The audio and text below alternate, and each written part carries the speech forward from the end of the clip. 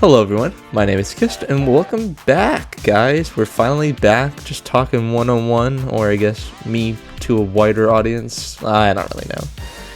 But it's been a little bit, and I got something kind of exciting. I'm really eager to actually do this video. Just today, on Sunday, December 10th, we had a dev vlog for the game Roads Online release. And it's kind of an interesting time. Just a few days ago, we had Railroader release, and everybody I know is just playing that game, talking about it. But let's not overshadow the fact that we do have a new update coming out tomorrow, Monday, December 11th. Today, I have the dev vlog pulled up from today on Sunday, and I did get permission that I can use some of the footage and we can actually talk about it. So, without further ado, let's actually get a preview for what's to come. Now, before we actually dive into the material, I must emphasize that there are spoilers ahead. So if you do not want to have the update spoiled and you just want to wait to find out, then go ahead and click off now and save yourself the hassle. For those of you who are staying, let us go ahead and dive into the first new edition.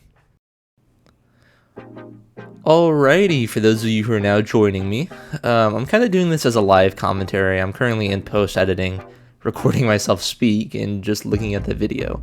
If it looks a little blurry, it's because apparently the video is at 30 FPS and I'm trying to submit it as 60 FPS. So if it looks fuzzy, it's not you, it's just the video and how I'm processing it. But now we actually have a first look at one of our new engines, the Ferries and Cliff House 242 tank. Prior to this, the development team was saying, oh, we have a new wheel arrangement, Yeah, we do. They were honest, and we have a 242.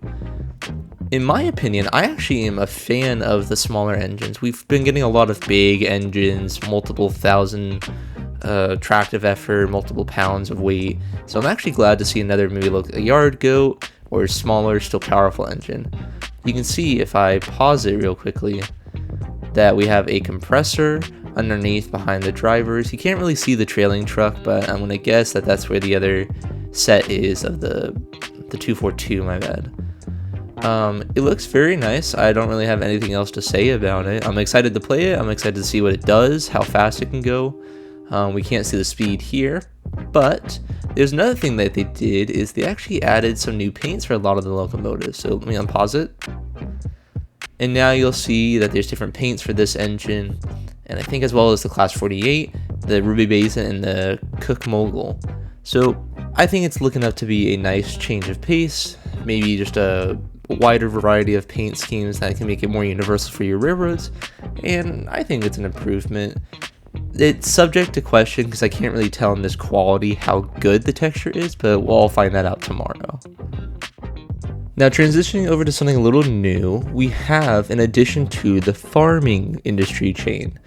Now, there wasn't too much clarification last update on what the wheat farm is supposed to do. I did ask about it and I did get an answer. So the whole point of these new industries is not to necessarily add to the ones we already know. Instead, it's supposed to be two industries, two different chains. So we have your normal oil progression where you could take your wood to the sawmill to the iron mine, smelter, coal mine, ironworks, oil fields, and then the refinery, and you get your barrels. But this one is different now. You go from the freight depot to the wheat farm to the ranch, and then the ranch to the meat packing plant, and then the meat packing plant back to the freight depot to sell. So now it's two different industries, two different railroads you can actually operate. And so maybe you can have a little bit of role plays, scenery, maybe you can just have some lore in your own saves, or maybe you can just focus on one or the other. It's finally a new kind of priority chain. Maybe one day you do oil and the other day you do agriculture. For me, I don't necessarily know which one I'm gonna do, but I am optimistic that there was a new change. Okay, and we're switching pretty quickly now that we're back in the video. We actually have some new cars for the industries now. What we're looking at here is a water tank car to carry water for the ranches, maybe our cattle. And we also have one for, I want to say the Greg cars. It says the Oahu Sugar Company, so that. But now we have some water tank cars that we also need to bring to the industries. It is a necessity to bring. However, you do not fill them with the normal water tower. As it's showing on screen here, the process to filling it up, we actually have a water well. This is supposed to have fresher water, or I should just say fresh water, for us to bring to our cattle and to our ranches. You can see here the process now to actually do it. You have to move the spout and then turn the valve to actually let the water pour. And just like how the oil cars load, you have to wait and load one pellet at a time.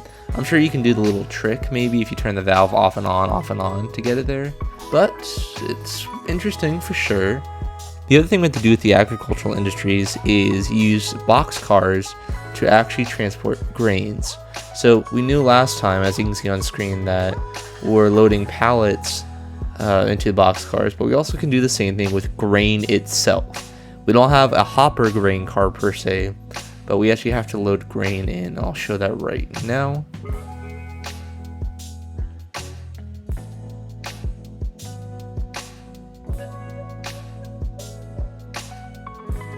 The other thing that we'll be able to do is load cows. Because we have the meat packing plant and the ranch, we actually have cows.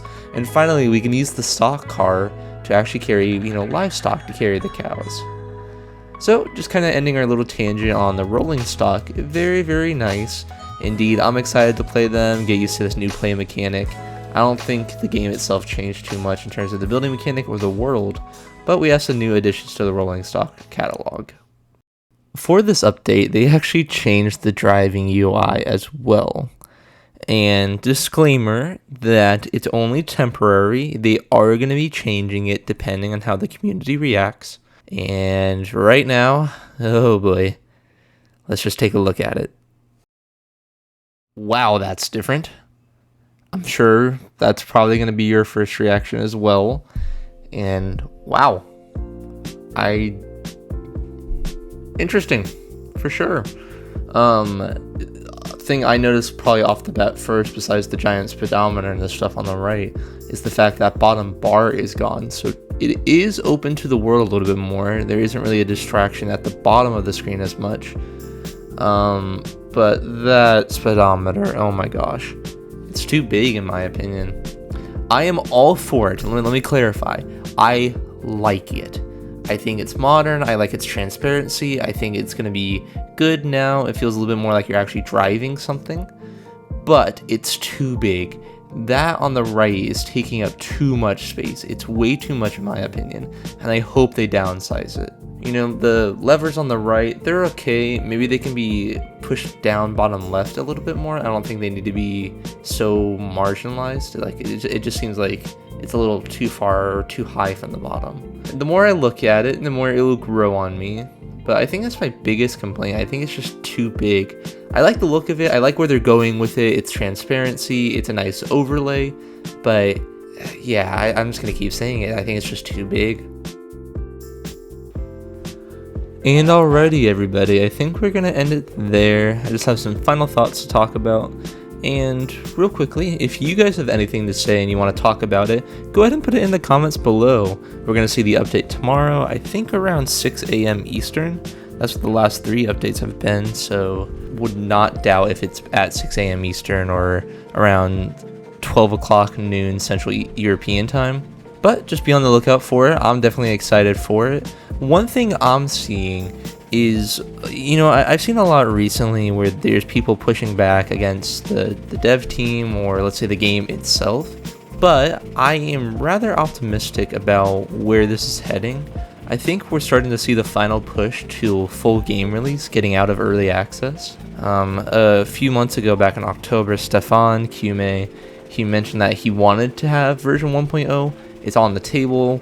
And so I think with stuff like this, maybe an update to the UI and some of the other updates, like in Q1 or I think Q2 of 2024, we're going to be seeing a new spline update where we're completely overhauling the spline system in terms of just how we're building it. And so there are a lot of cool things to look out for coming into 2024.